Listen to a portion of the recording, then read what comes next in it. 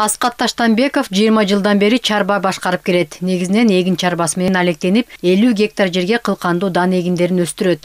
Дыйкандын өзүнүн техникасы, чакан чарбасы бар. Мурда бардык чыгымдарын өзү каржылап келген. Былтыркы кургакчылыктан улам быйыл себүүгө үрөөнү жок калган. Жазгы талаа иштерин өз убагында жүргүзүү үчүн Аскат Таштанбеков мамлекеттик колдоо программасы аркылуу РСК банктан жеңилдетилген насыя алган. Жеңилдетилген насыя алганбыз 6% менен 500 000 сом. Şu 500 000 somdu үйрөн алдык. Арпа, будай. Biz bir жуманын ичинде алдык. Документти өткөзгөндөн кийин bir жуманын ичинде беришти акчаны.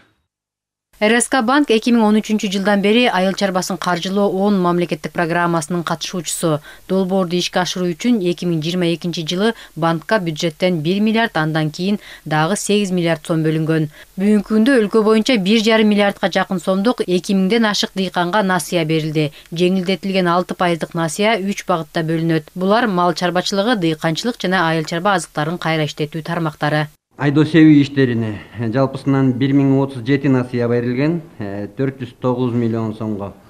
Мал чарбасына 1821 насыя, 843 миллион сомго.